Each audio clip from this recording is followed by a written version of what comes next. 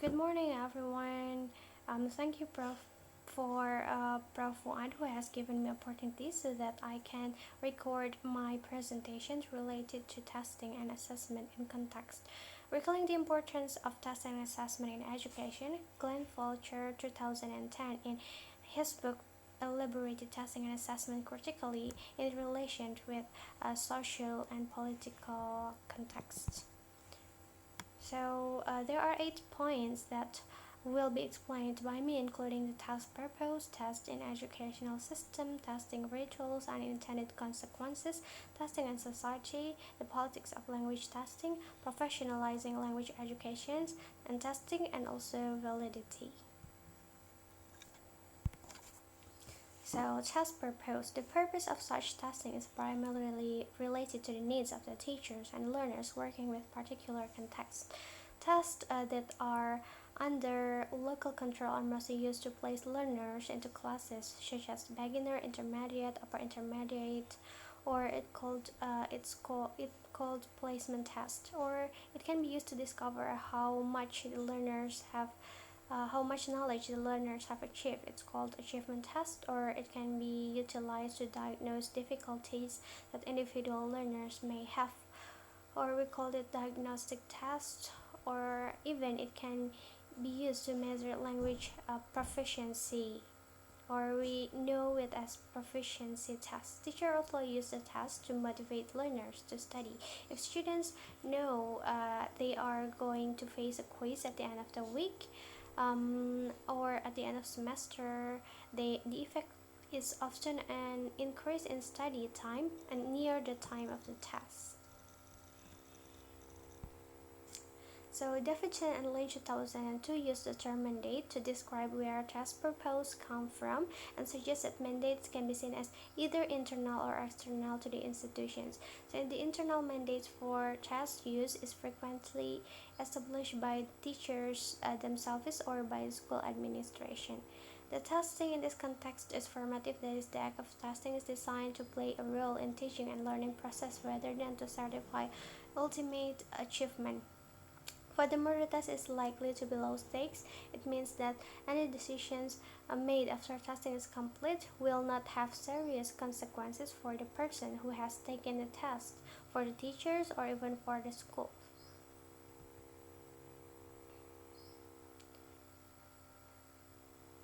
And then testing or assessment procedures used are likely to be created or selected by the teachers themselves, and learners may also be given a chance to deliver their opinions in how they prefer to be assessed.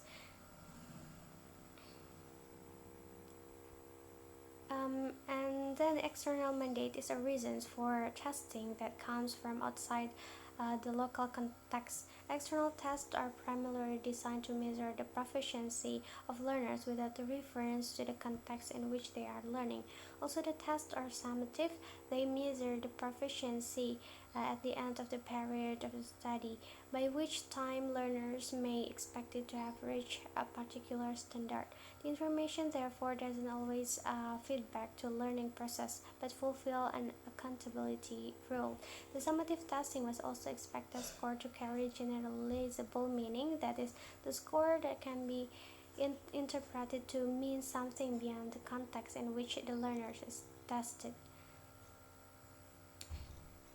There's an assumption that meaning of the test score generalized what learners are capable of doing across wide range of contexts not necessarily contained in the test.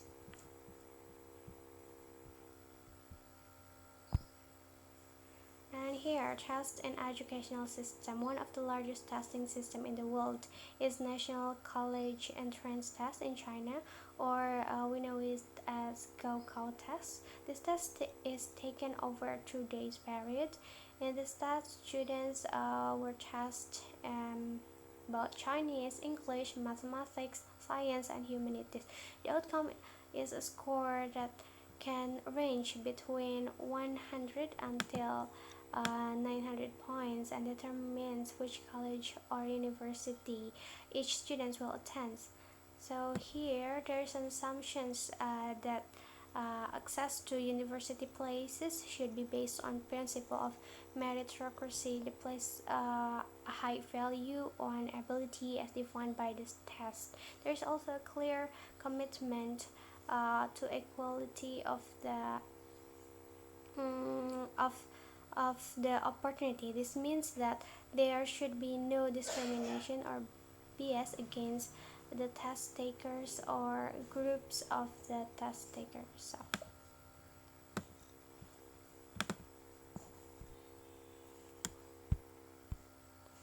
And then testing rituals are commonly done in standardized testing. Tests are standardized when the direction, the condition of administrations, and the scoring are clearly defined and fixed um, for all examinees, administrations, and form.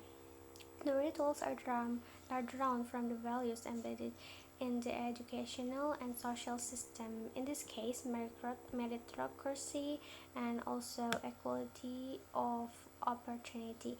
Meritocracy is a social system in which success and status in life depend primarily on individual talents, abilities, and effort.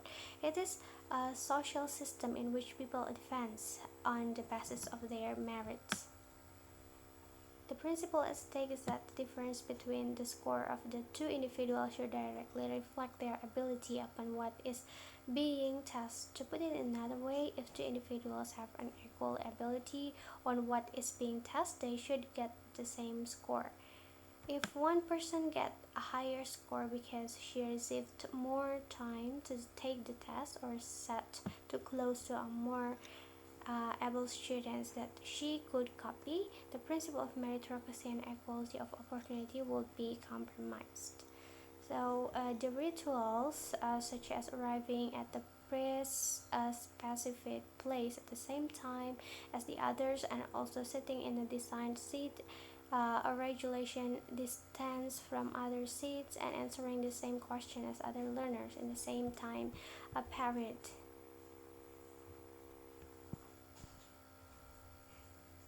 Unintended consequences. So it is rarely the case that we can have things all our own way. Whenever tests are used in society, even for well-meaning purposes, there are unintended consequences. With high stakes tests, unintended consequences are likely to be much more severe. Perhaps the most obvious unintended consequences is the fact that many students and teachers stop stop to study the language and start to study the test. So it's related to the negative washback. um, in the negative washback itself, there are publication of the test preparation materials on industrial scales and the growth of the private schools that specialize in test preparation, and those claim that they are able to raise test score through the specialized tuition in the short time periods, primarily by practicing test type questions over and over again and learning test taking strategies. Another unintended consequences of high-stake testing is the possibility of the deteriorating health. Longer hours of study without periods of rest and relaxation, or even time to pursue hobbies or extracurricular activities, um, it will lead to the tiredness or even the failure during the test. The last example is concerns about task migration. There is unbalanced education system. In rural province, students have to get higher scores than their urban counterparts to be able to enter in the top of the university. There is the resulting pressures upon the family to move into the catchment areas of the better schools so that their children are more likely to receive what they perceive to be better education. Testing and society. Soami 2001 argues that one reason why test takers and teachers dislike tests so much is that they are a means of control. She argues that many governments and also ministries of education use tests to implement language policies and force teachers and students to comply. Based on the social criticism, some may argue that implementing policy in such ways is based on the threat, fear, myth, and power. By convincing people that without test, learning will not occur, it is an unethical way of making policy. It is inappropriate to force individuals in a democratic society. Tests are used to manipulate and control education and becomes the device through which educational priorities are communicated to principal, teachers, or students. The evidence suggests that tests have been used as a means of state control over educational system and individual for as long as there has been educational system. The politics of language testing. Education and testing still play a significant role in imposing political policies today. This is particularly the case when testing is used as a tool for policymakers to impose systems that emphasize accountability. The policymaker wish to make teachers and schools accountable to them for their practices. Then why would policy makers wish to do this? There are actually two possible reasons. The first is that the progress of individual learners is of central importance in education. In order for each learner to get the very best education they can, the information on institutional performance through tests should be publicly available. And also,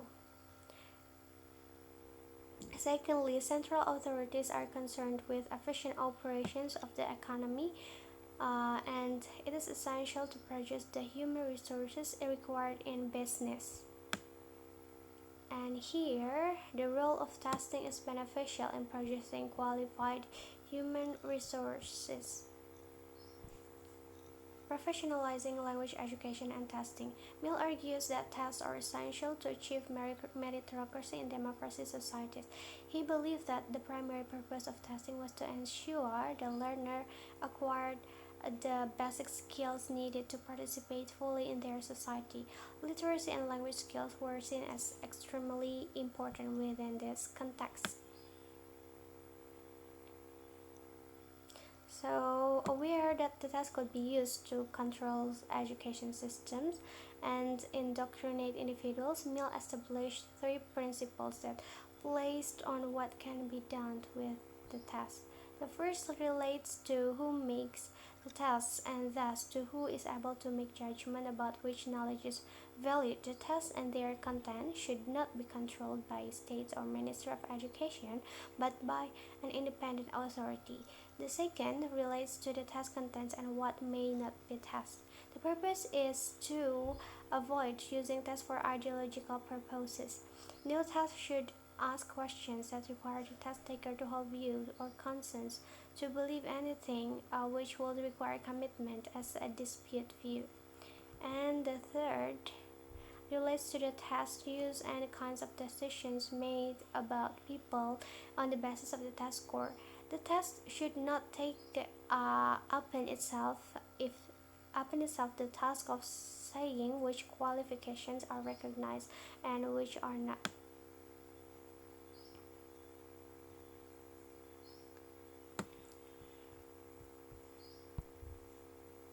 So validity means the degree to which a test or examination measure what it purports to measure. Validity might also be expressed more simply as the worthwhileness of examination. So there are five aspects in validity. The first is consequential validity. It raises the question of the extent to which the score is relevant and useful to any decisions that might be made on the basis scores and whether the use of the test to make those decisions has positive consequences for the test takers. Next is structural aspect, which closely relates to the substantive aspect. If we claims that tests provide information on a number of different skills or abilities, it should be structured and scored according to the skills and abilities of interest. And then the content of the test, it should be reasonably representative of the content of the course of the study or of a particular domain in which we are interested. The next aspect is generalizability of the score, meaning beyond the test itself, or whether it is predictive of ability in context beyond those modeled in the test. And finally, the external aspect, or the relationship of the scores on the test to other measures of the same or different skills and abilities. It hoped that tests of particular skill would provide similar result.